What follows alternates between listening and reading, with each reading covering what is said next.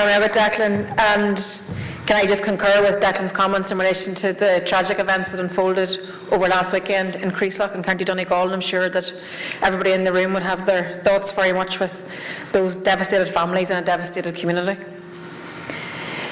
So it's a real honour to be here this evening, and a huge thank you to everybody who's helped to put this together, but also a huge thank you to all who've come along to participate in panels, and to all of you for coming along this evening to hear what is being said and to participate in a conversation, because that's ultimately what this is about. And I think given the numbers of people that wanted to come along this evening, coming on the back of what was a very successful event in Dublin a few weeks ago, when the Ireland's Future event, it shows that this is a real live conversation and there's a real interest in the debate. And that's a healthy thing. It's a very healthy space for us to be in, and I hope that that can continue into the weeks, months and years ahead as we go through this period of change, an unstoppable change, and a momentum for change which I think is happening as we speak. Back in 2020, I had described this period that we now live in as the decade of opportunity. And tonight's People's Assembly is part of us trying to make the best of that opportunity that we have in front of us. And I am very hopeful, as I said, that we're entering into this era of change and that we're living through changing times. And I think all of that is continuing to slowly but continue to gather pace. I believe that a growing number of people across the society are really starting to reevaluate. They're really starting to think about the present realities and how that's impacting on all of our lives, and also how it's impacting on the very fabric of our society. There's no doubt that people are questioning what does the future hold? What does that look like? What are the opportunities? What do we have ahead of us? And I think people are also questioning what could the future look like? What outside of the Union, and what are the opportunities for us in that scenario? I think this Commission on the Future of Ireland is about the future and about examining all of that. Let's have the conversation that Declan says around all the issues that we need to discuss, because I think we have to identify and we have to have the confidence in ourselves to be able to have the conversations around the many complex issues that there will need to be resolved if we're going to find the opportunity that exists for all of us, Protestant, Catholic and Dissenter. We're here to discuss the most important political issue of this, and I believe of previous generations, and that is the right of our people to self-determination. We're discussing the creation of a new Ireland, one which is inclusive, and it must be inclusive, one which is rights-based, one which is democratic, and one that is based on equality. And I think that's the challenge that is facing all of us. You see, our present reality is this. The Tories who are in power in Britain at this moment in time have no mandate here.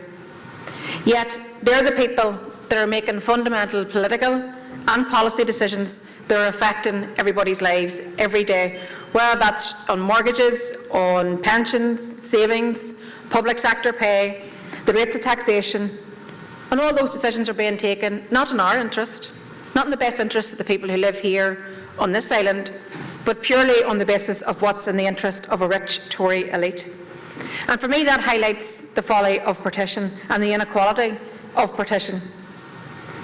I think that the partition of the island and the denial of our right to govern ourselves has created long scars, a long scarred history that we now have. And I think Brexit was a case in point. Whenever we rejected that, we said we didn't want to leave the EU, but that's now been done to us, and it's exasperated the folly of partition. And I also believe, sadly, that it's deepened divisions. So this Commission, I think, comes at a good time. It comes at a time whenever we have to challenge and discuss all of the things that are important to us. And it has to be a conversation about what's better. What could be better for us? What could we do better together? What could we achieve better together? For me, it's about social justice. It's about a roof over your head. It's about a job and good wages. It's about food on your table. It's about access to healthcare and education. And it's about a sustainable, clean environment. Next year, we're going to mark 25 years of the Good Friday Agreement. And whilst the power sharing and North-South institutions are not functioning tonight as we speak at this time, nonetheless, I don't think anybody could disagree that the transformation of our society over the past 25 years has been hugely significant, hugely positive and transformative. When I think about the 1998 that I grew up in, when you think about that and where we are today in 2022, sure, it's miles apart. I'm sure you all know that yourselves in your own personal experience. So now's the conversation about what does the next 25 years look like? And beyond that 25 years, 50 years and into the future, what does that look like for us as a people? And you know, as we go along this journey of transformation and of change, I don't see any contradiction, none whatsoever, in being part of and working with others in a power shared administration in Stormont, whilst also at the same time making the case and planning for constitutional change on this island. I believe we can do both. I think that's not beyond the realms of all of us. I've spoke about change, and Declan also spoke about change, and I think that's really important because that is a ripple that's being held, or that's happening right across Irish society right now. And I do genuinely believe more and more people are enthused by the possibility of change and of building a new Ireland, something better. But I know also that Ian's parties have a very different view on all of that. And to this point, they've obviously tactically refused to engage in this conversation, but I think that's a mistake. I think it's a mistake because this is about our shared future. This is about all of us who live here. This is about every single citizen on this island. This is about our right to govern for ourselves. All of us together, shaping what that looks like is a matter for us all to work together. And I think that there's one thing that's for certain, that the only people that will ever govern in the best interests of the people here is ourselves. Ourselves collectively, from all our different perspectives and political perspectives and differences. Because this is our home place. This is all of our homes, all of us who live here. But I think we have a huge opportunity to make this a home place for everyone, a better home place for everyone. I'm certainly working to build a society that's not about orange and green. That can't be the case.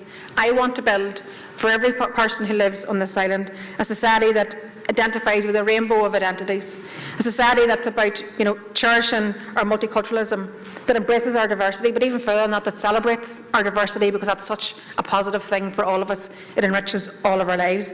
And for me, that's what this is about. Better is the word that keeps coming to my mind when we talk about constitutional change. So the Good Friday Agreement itself provides for a referendum through consent, and that referendum is coming.